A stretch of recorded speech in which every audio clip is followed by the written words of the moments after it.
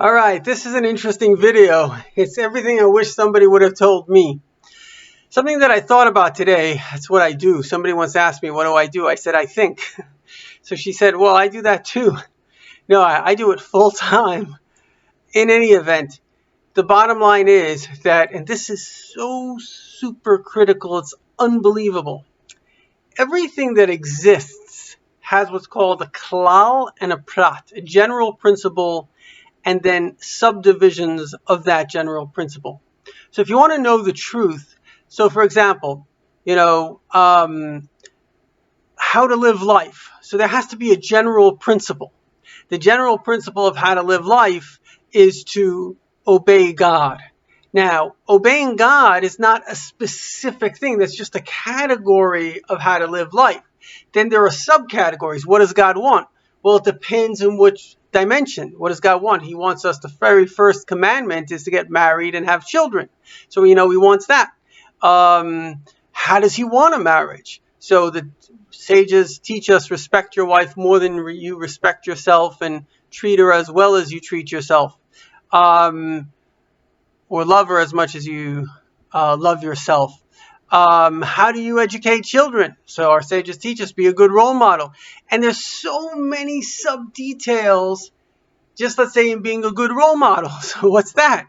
Well, obviously, take responsibility, don't get angry. So in other words, you see how this one pyramid subdivides and subdivides and subdivides and subdivides. And here's the most critical thing in life. If your beginning point is wrong, and this is where I find secular society, and not only are some people brought up in secular society today, but there are other times in human history that there have been secular societies. Even paganism, in a way, worshiping idols, is kind of a secular thing, because basically the major innovation of Abraham, which became the foundation of the, I would say, two largest faiths in the world today, which is Christianity and Islam, and of course Judaism, where they sort of take their origination from. So, in fact, there are theories that Abraham also was a very great mystic, and it says in the Bible and the Torah that he sent his sons to the east.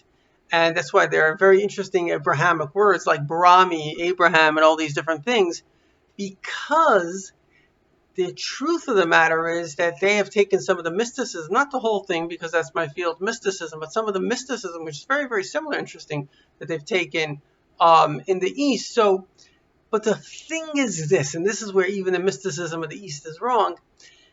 If your foundation is wrong, the whole subdivision is wrong. Now, what's the basic foundation if you don't have Abraham's understanding, which is not only is there a God, and this is very important, this is the critical idea of Abraham. People don't even realize that this is what he brought to the world, and how he changed the world through this, and how basically most of the modern world thinks this way. They don't even realize they think this way. Because Abraham taught that God wants us to be good. And that may seem like a very simple, obvious thing, but it's not simple and obvious, because the secular culture does not put fundamentally a sense that you have to be good. You can go to a public school in America, which was based on the Judeo-Christian ethic, and nobody will tell you to be a good person. They'll tell you 2 + 2 = 4, and they'll tell you about biology, and they might even tell you about psychology. But like one guy who's a genius, he is a genius, so he told me the exact number of hours he was in public school, 10,000 hours. He says, not once did anyone tell me honor your father and mother. So now you have people, I don't know if this was a real thing or the guy was just crazy or whatever it was. I mean, it was definitely a little crazy, but he showed me this thing, like he wasn't talking, that he killed his parents. I mean, how does such a thing happen? Because number one, there has to be a value system, right and wrong. And the secular society are so busy with the me,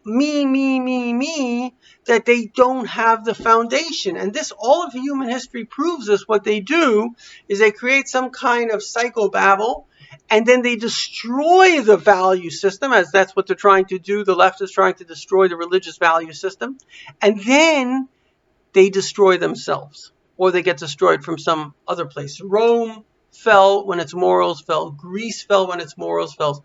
And in fact, anybody that has any common sense knows that Europe will fall very soon to the barbarians. Just what always happens. Because if you don't have a value system and you don't stand for your value system, you don't have pride in who you are, and you don't educate the next generation, it doesn't take more than a generation or a generation and a half for that to get lost. So let's focus. This is really what I wish people told me. And I wish they would have told me the following. You have been brought up in a false, selfish society. One of the good things that your society has is that instead of having religion imposed upon you, because people were so sick and fed up of tyrants, they got rid, at least in the Western countries, they got rid of the obligation. In other words, they got rid of the notion of king, and they created what's called a democracy. And in a democracy, ultimately the person in charge, depending how the democracy works, but basically it limits his power. Nowhere is this limitation more than in America, where even if you're the president of the United States and people are rioting, like Trump tried to stop it, he couldn't do it because he didn't have jurisdiction. They split up the country into 50 states. They diluted the power. Even the power of the president, he has to go through the Senate and the Congress, the Supreme Court. And they did this all because they were so sick of being abused of power. But the flip side of this whole thing is that all these selfish instincts, sexual drives, and now we've got black power. It's not really about uplifting blacks. I was speaking to a black, very, very good guy. He helps a lot of people. And he was telling me that the black culture basically is, most of the murderers in the black community comes from blacks. So if you want to speak about Black Lives Matter, don't shame whites, speak to black people. So the point is, what it's really about is about domination. It's about power. It's about the exact same thing they're saying they don't want.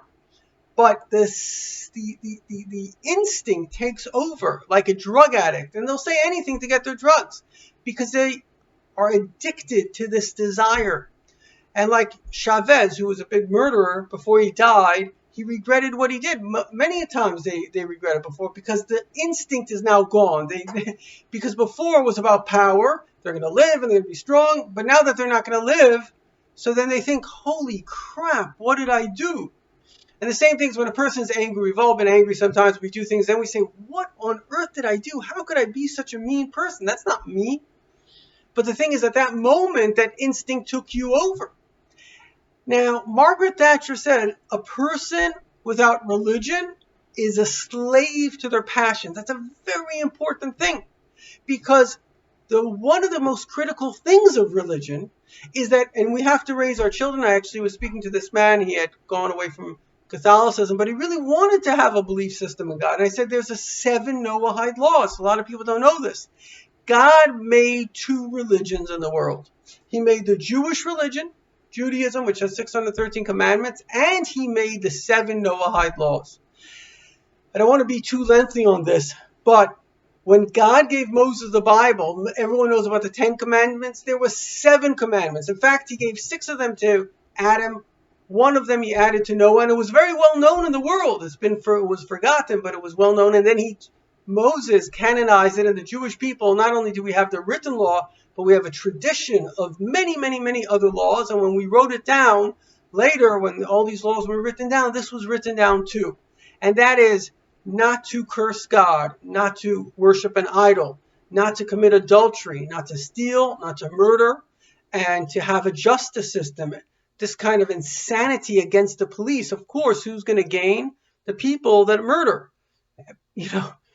It's the most sick thing, and it's already more blacks have lost their lives because of this than anything else. So these are kind of anarchists. They are terrorists that just want to destroy, and that's why they go against the force, which is keeping people safe.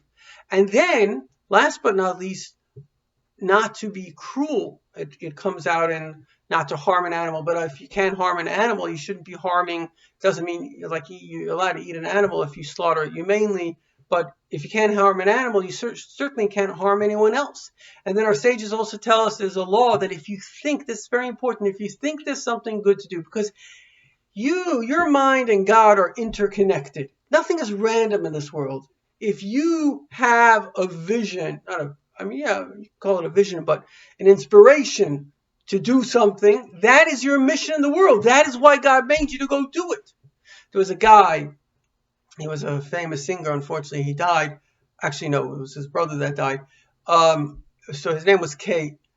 Make a long story short, what happened was, this guy, think about this, he saw a person, Jared Kay, I think his name was, he saw a person with crutches or some kind of disability on the plane.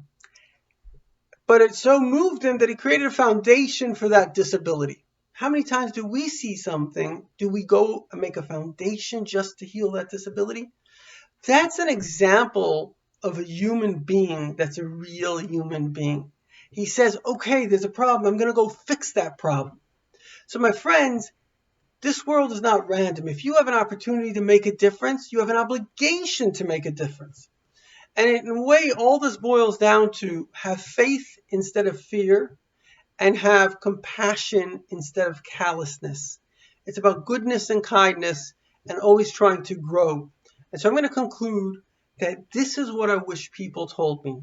We all are part of God's world. Everyone and everything. Whether you're a rock, whether you're a tree, whether you're a cat, whether you're a human, you are created by God with a purpose. In fact, we're all DNA. That's all we are. We're all DNA. That DNA was designed. The whole thing is designed because it's a beautiful symphony. Each one of us contributes to the beauty. Imagine you had a painting of a meadow, but you didn't have grass, or you didn't have a tree, or you didn't have a flower. You need it all.